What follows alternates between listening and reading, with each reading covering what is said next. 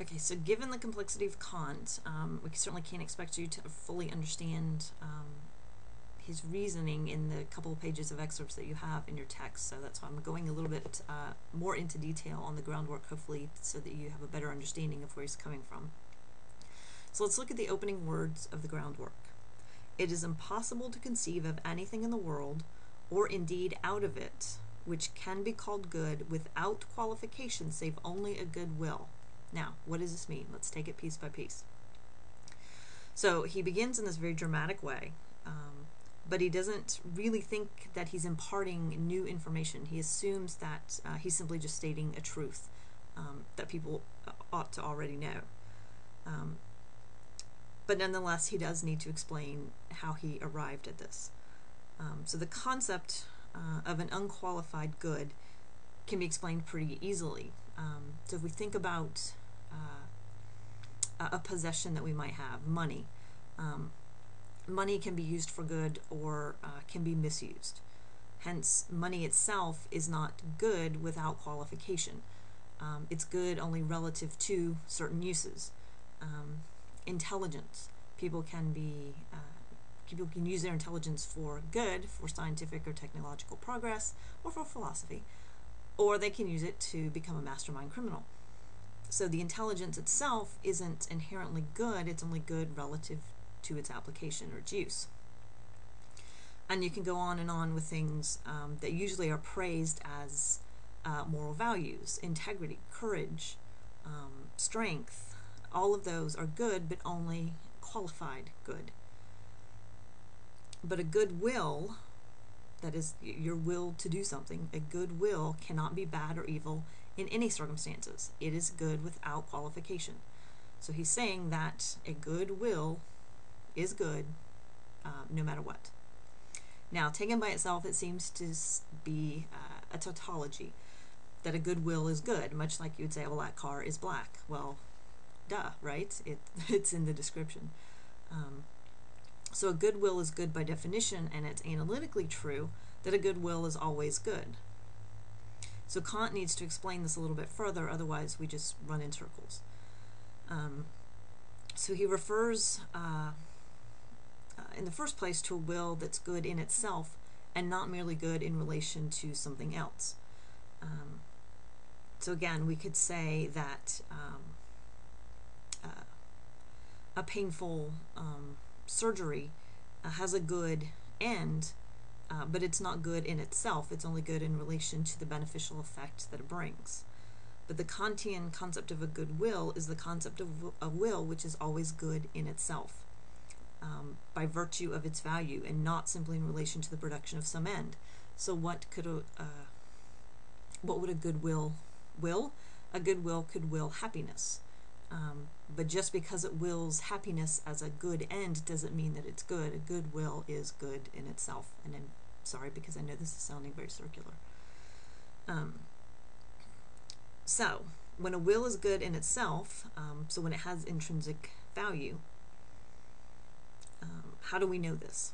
Well, according to Kant, a will cannot be said to be good in itself simply because it causes good actions. I can will a good action and yet not be able to perform it. So if I come across a drowning child, I may will to save that child, but if I can't swim, then I can't fulfill the action. But my will is nonetheless good. My intentions are good. So what makes it good if I can't carry out the action? So if we're to escape this kind of circular reasoning, then we really need to clarify what this word good means. So to elaborate a little bit more, the meaning of the term good, when applied to the will, Kant then turns to this discussion of duty, which is for him the key feature to moral consciousness. A will that acts for the sake of duty is a good will. Now, this has to be stated in this form if it's to be stated accurately, so you have to be very careful of the way that you structure it, and we'll talk a little bit about that. So the will of God is a good will, but it's absurd to say that God, to talk about God as God performing his duty. for the concept of duty or obligation implies that we have to overcome something, that there's a sacrifice that's made or a choice that's made, and God, having divine will, would not have any flaws and thus would not need to overcome any obstacle to will what is good. So when he talks of God's will, it's really holy will, which is separate from a good will that people have. Now, the holy will is still the ideal to which people should strive, but it's not in human nature to fulfill that ideal. So we have, for human beings, the measure of a good will is obligation or duty,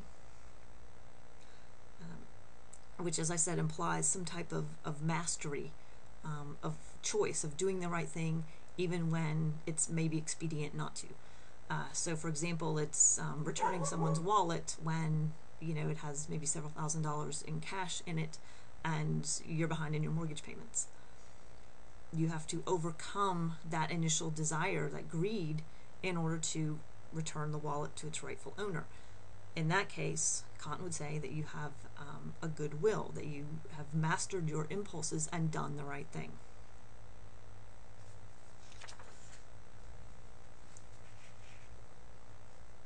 Okay, so let's talk a little bit about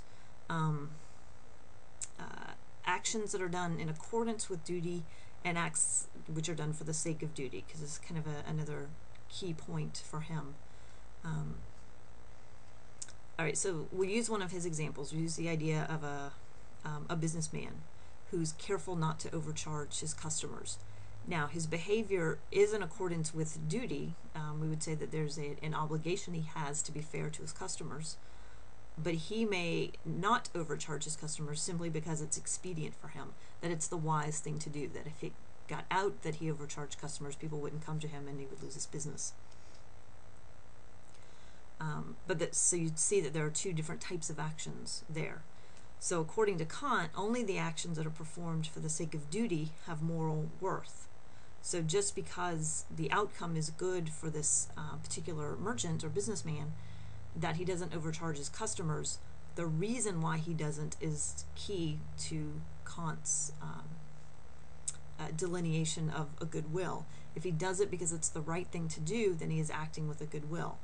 If he does it simply because it's convenient or it's in his best interest, then he's not exercising goodwill.